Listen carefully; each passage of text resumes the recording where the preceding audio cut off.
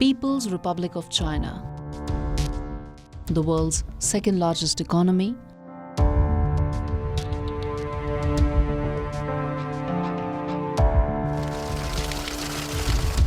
the world's most populous country with over 1.4 billion people, and the only surviving communist superpower. Its rise and growth has been a subject of both admiration and fear, skepticism and suspicion. In a matter of a generation, Communist China's romance with Western-style capitalism brought about rapid transformation.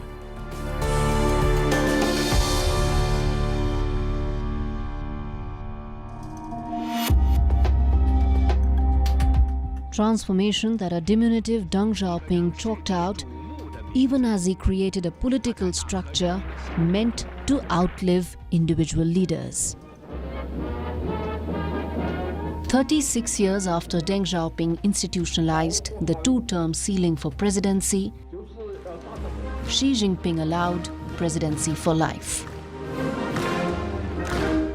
With this, Xi Jinping turned the CCP, or the Chinese Communist Party, back to where it started, a one-man institution.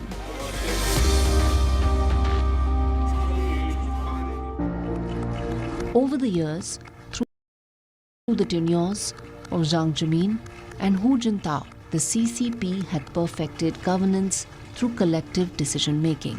This preempted another Mao-like personality cult, which had had disastrous consequences. This arrangement worked for 2 decades, till Xi Jinping toppled this delicate balance in 2012. The CCP machinery, which is the largest political outfit in the world, now plays second fiddle to one man's ambitions. Why does he want, the third term? I think in the view of him and his supporters, you need to have the same leadership in for a number of years in order to get things done. The other view is that this is an egotistical dictator. Born in 1953 in Beijing to a prominent revolutionary, Xi Zhongchun, he was 5 years of age when his father became the vice premier of China. Xi Jinping's family, like most elite Chinese families, faced the wrath of Mao's Red Army during the Cultural Revolution that gripped China in the mid-1960s. The revolution aimed to eliminate any capitalist tendencies in China and unleashed widespread destruction of both property and people. As Xi Sr. fell from grace, overnight he went from being a vice premier and the first Secretary General of the State Council to a counter-revolutionary. In 1962, Xi Zhongchun fell out of favor with Chairman Mao. 6 years later, as a 15-year-old teenager, Xi Jinping was packed off to the coal mines of the Shanxi province as a sent-down youth. It was said in Shanxi, Xi Jinping had to feed pigs and even clear sewage. His life was a far cry from the sheltered one he had lived till then. But most elite Chinese families managed to send their children to regions where they had connections. Shanxi happened to be his father's old stronghold. Post the turmoil of the revolution, Xi Jinping became redder than red. But the party refused to embrace him, not till he made a record 10 attempts to enroll. And finally, in January 1974,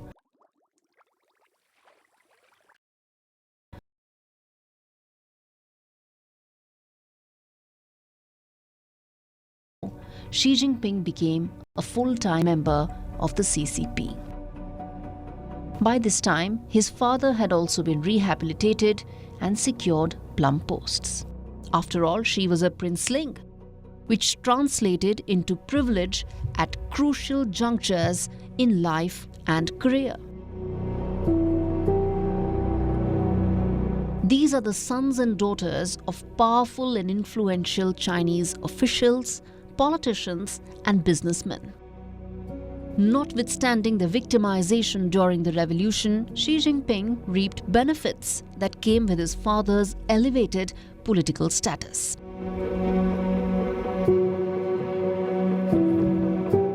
Princelings, by virtue of their birth in prominent families, are entitled to elite schools and colleges, and later a launch pad into their chosen field, usually politics or business. And Xi Jinping got his fair share.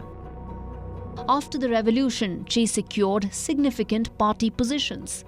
Incidentally, his career graph coincided with his father's return to active politics.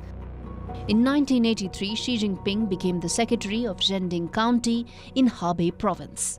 5 years later, he served as the secretary of the Ningde district in the southern province of Fujian, where his father's connections once again came handy. In 1994, Xi became the secretary of the Fuchao Municipal Party and governor of Fujian province in 2001.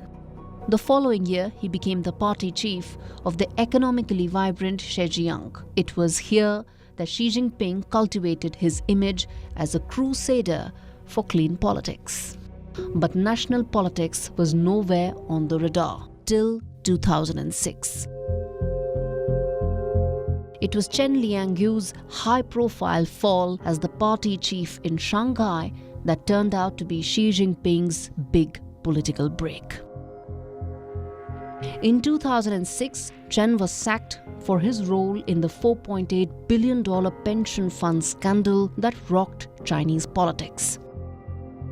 Xi was chosen to replace the disgraced leader. Overnight, the 53-year-old became a contender for national politics. Since the party secretary of Shanghai is an important position, it's usually represented in the Politburo. And so in 2007, Xi Jinping became a member of the Politburo Standing Committee. He was one among the 9 most powerful men running the world's most populous country, until then the world's 3rd largest economy. Cementing his political ascent, Xi Jinping became the vice president the following year. He was a compromise candidate for the presidential elections between the Jiang Zemin faction that favored Bo Xilai and the Hu Jintao faction that wanted Li Keqiang. After losing the power struggle to Xi Jinping, Li Keqiang later became the Premier of China, a largely ceremonial position with little to no powers. The following year, the power transition was complete. On 14th of March 2013, Xi Jinping became the 6th leader of his country and the first to be born after the brutal civil war. Along the way, he outmaneuvered rivals like Bo Xilai, who threatened to disturb the delicate balance between the party and the subjects. In just 6 years, Xi Jinping rose from political obscurity to become one of the most important world leaders. For the world, though, Xi was still an enigma. Known more by his popular opera singer wife than for his style of governance or administrative acumen. Preferring the company of fellow elite, Xi Jinping's 7-member Politburo in 2013 had 4 princelings. This was one of the highest in China's history. But for Xi, leaders without a pedigree were the primary cause for the widespread corruption in the party apparatus. This became the basis for the anti-corruption movement. It was the largest crackdown since the Tiananmen Square protest 25 years back. The Communist Party had announced the punishment of more than 100,000 officials on corruption charges. Some, like Hugh Martin of Hong Kong's Morning Bell Press, were sentenced to a decade in prison on charges of smuggling 7 cans of paint. Xi's crackdown just like Mao's purge, was aimed at eliminating any present or future leadership challenge. He came up on an internal issue, corruption. He used that as he was selected by others to come up with not question of election. He was selected by others to come up, but then he used corruption. He had to clean it out because there was such a high level of corruption that if he didn't sort of weed it out, the whole Communist Party system would have come under pressure again, like in 1989. But in the process, it also enabled him to consolidate his position in the party.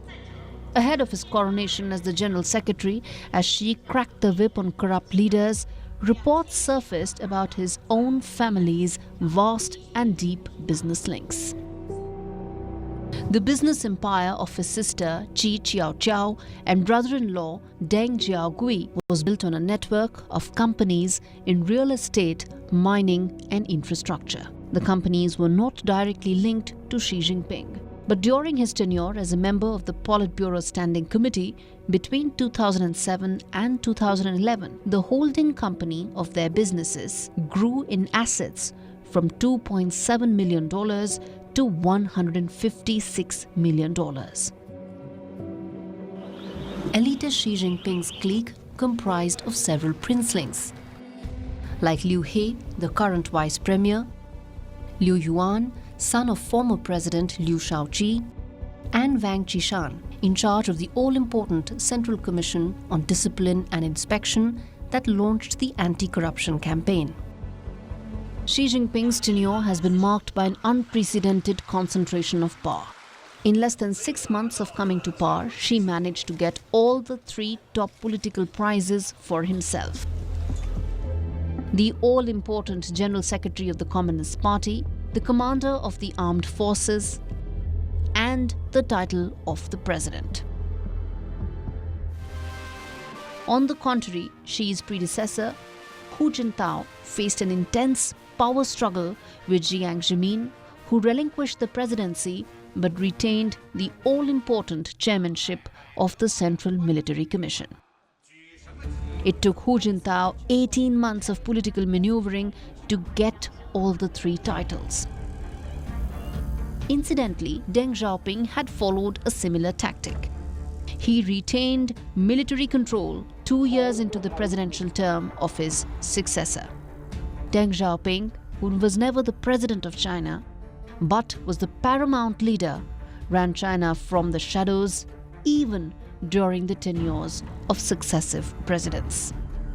For Xi Jinping, there were no such parallel power centers. As he presided over the world's largest political party, he tightened his grip on every aspect of governance.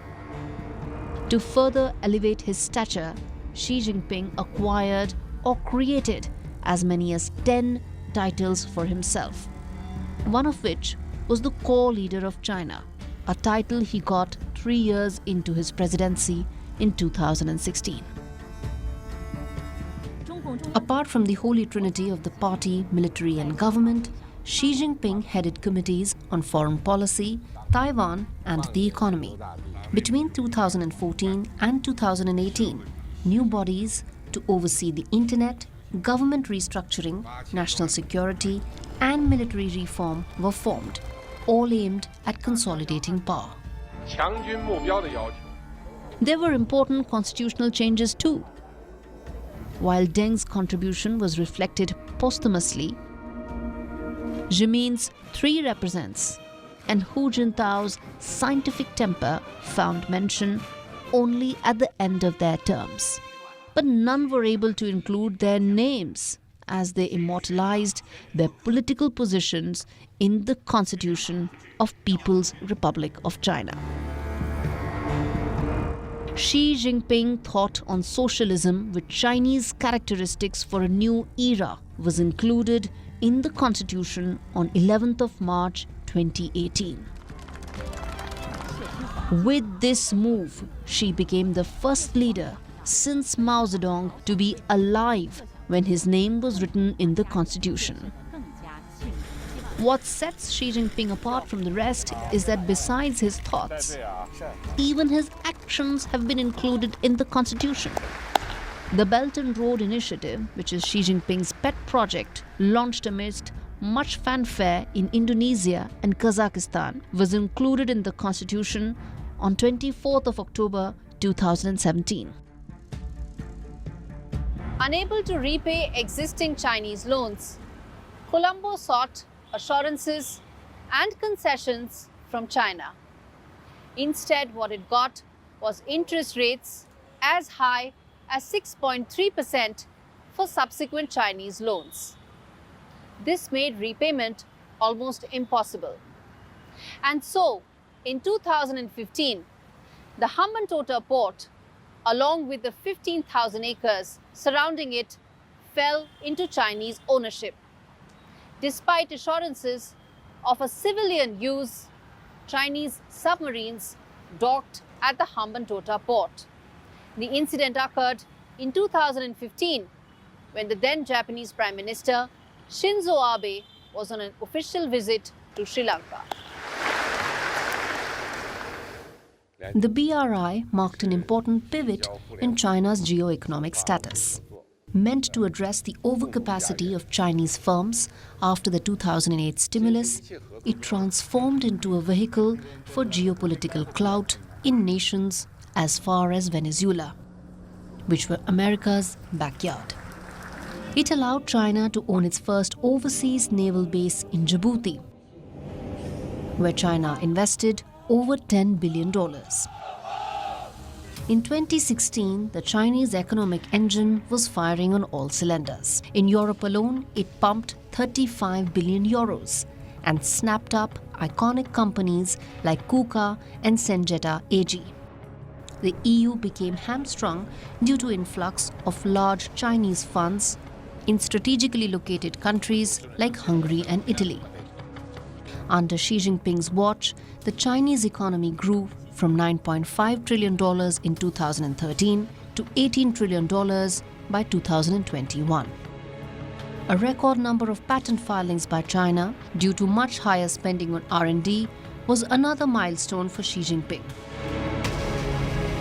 As China grew, so did its president. Even at the peak of his popularity, Chairman Mao chose and cultivated reliable deputies, those who played pivotal roles at vital, crucial junctures. One of them was Zhou Enlai, Mao's trusted lieutenant and China's longest-serving premier. Zhou played an important role in shaping Sino-Indian and Sino-American ties. In Xi's China, however, there is no place for any other leader. Ending collective presidency has brought back the era of hero worship that characterized the Mao years. 50 years after Mao's Little Red Book cemented the leader's cult status, many volumes of Xi's speeches and writings have now been published. Xi's style of governance was also a departure from Deng Xiaoping, who insisted on hiding strengths to bid time. Xi's China Dream slogan announced his arrival, and with it came a newfound approach towards foreign and domestic policy, that of muscular nationalism. In his first address as China's president on 17th of March 2013, Xi promised his countrymen the loosely defined Chinese dream. It was the great renaissance and was possibly a combination of prosperity, strength, and projection. The pursuit of Chinese dream over time led to social and economic changes and translated into provocative military projection and assertive foreign policy positions. Domestically, this led to relaxation of the one-child policy and curtailing of state monopolies, even as he soon became Xi Dada. But Xi's Chinese dream wasn't just about being powerful on the mainland, but also on the loosely administered Hong Kong. The noose around Financial Power Center was tightened with measures like the security law. In its neighborhood, the Chinese dream translated into claiming ownership of disputed islands in the South China Sea. as Xi Jinping chased lost glory. He continued to strengthen his liberal credentials. On 17th of January 2017, speaking at the World Economic Forum in Davos, 72 hours before Donald Trump's inaugural address, Xi defended the liberal world order against protectionism. The sight of a Chinese president championing Western values and Western institutions at the very heart of capitalism underscored Xi Jinping's success. Success in projecting himself, success in projecting China as a superpower that respected a rules-based order. Xi Jinping's Chinese dream also brought about increased hostility and tension.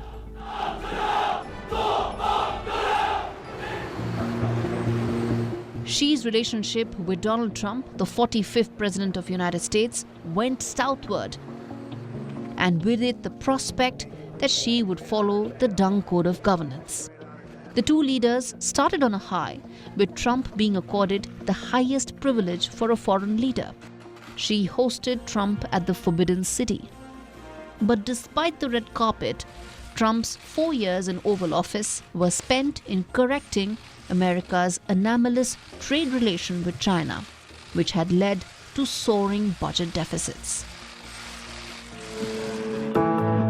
Besides Trump, Xi also struck a good rapport with India's popular leader Narendra Modi.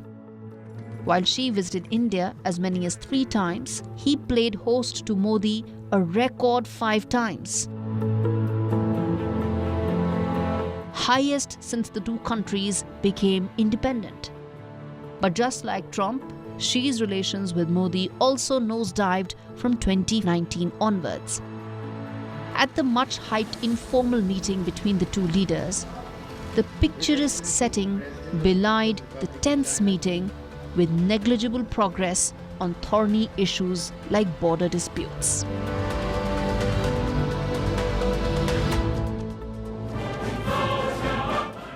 As Xi Jinping traded his regular black suits for the iconic grey Mao suit, he created the most definitive imagery of a post-Mao leader. As Xi waved to the thousands gathered at the Tiananmen Square in July 2021, he delivered a simple but a powerful message. 光荣正确的中国共产党万岁!